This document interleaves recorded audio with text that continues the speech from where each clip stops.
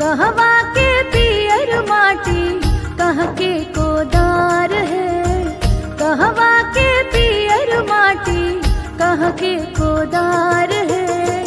कहवा के साथ सुहागिन माटी कोड़े जास है, कहवा के साथ सुहागिन माटी कोड़े जास है, कहवा के साथ सुहागिन। गंगा जी के पियर माटी सोने के कोदार है, गंगा जी के पियर माटी सोने के कोदार है। मिथिला के साथ सुहागिन माटी कोड़े जास है, मिथिला के साथ सुहागिन माटी कोड़े जास है, मिथिला के साथ सुहागिन।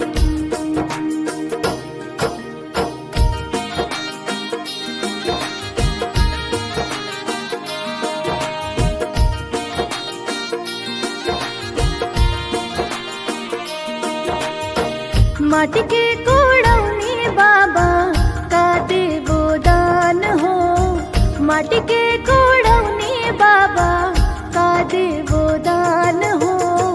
दान तो हुए बाबा निग जुग व्यवहार हो, दान तो हुए बाबा निग जुग व्यवहार हो, दान तो हुए बाबा।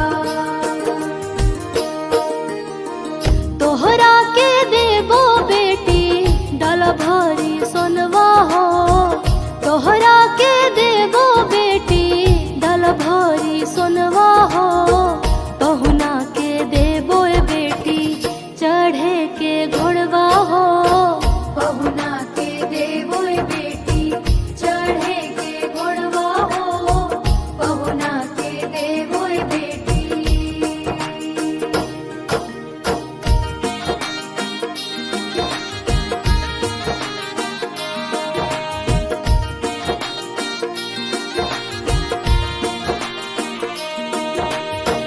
माटी के कोड़ौनी अम्मा का देवो दान हो, माटी के कोड़ौनी अम्मा का देवो दान हो। दान तो हुए अम्मा निग जुग व्यवहार हो, दान तो हुए अम्मा निग जुग व्यवहार हो, दान तो हुए अम्मा। तोहरा के देवो बेटी शुभ शुभ आशीषवा हो, तोहरा के देवो बेटी शुभ शुभ आशीषवा हो। घरवा दुआर सजल रहे से नुरवा हो, घरवा दुआर सजल रहे से नुरवा हो, घरवा दुआर सजल।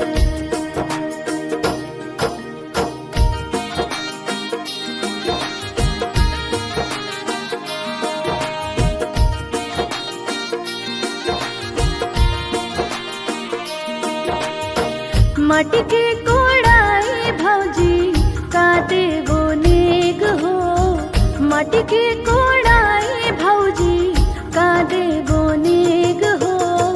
नेगत हुए भौजी निग जुग व्यवहार हो, नेगत हुए भौजी निग जुग व्यवहार हो, नेगत हुए भौजी। तोहरा के देवो ननदो डाल भारी सोनवा हो, तोहरा के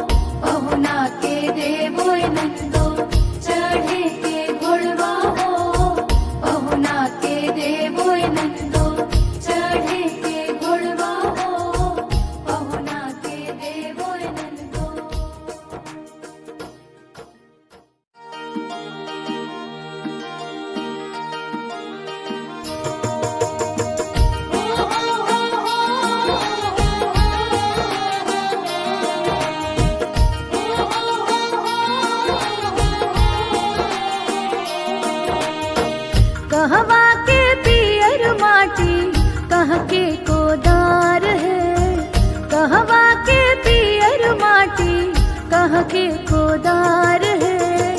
कहवा के साथ सुहागिन माटी कोड़े जास है।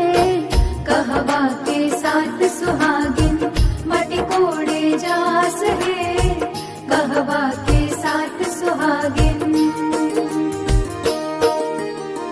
गंगा जी के पियर माटी सोने के कोदार है। गंगा जी के पियर माटी सोने के कोदार है।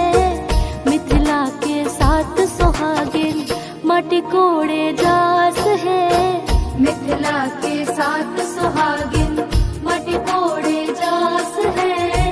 मिथिला के साथ सुहागिन।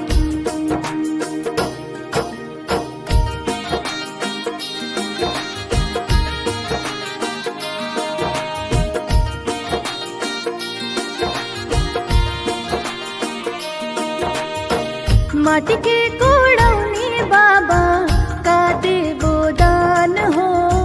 माटी के कोड़ौनी बाबा का देवो दान हो।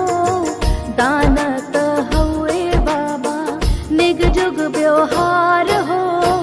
दान त हउए बाबा निग जुग व्यवहार हो। दान त हउए बाबा। तोहरा के देबो बेटी डाल भारी सोनवा हो। तोहरा के देबो बेटी डाल भारी सोनवा हो। पहुना के देबो बेटी चढ़े के घोड़वा हो। पहुना के देबो बेटी चढ़े के घोड़वा हो। पहुना के देबो बेटी।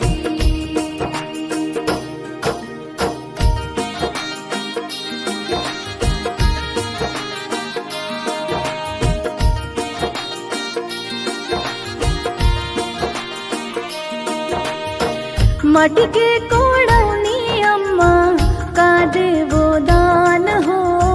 माटी के कोड़ौनी अम्मा का देवो दान हो। दान त हउए अम्मा निग जुग व्यवहार हो। दान त हउए अम्मा निग जुग व्यवहार हो। दान त हउए अम्मा। तोहरा के देबो बेटी शुभ शुभ आशीषवा हो। तोहरा के देबो बेटी शुभ शुभ आशीषवा हो।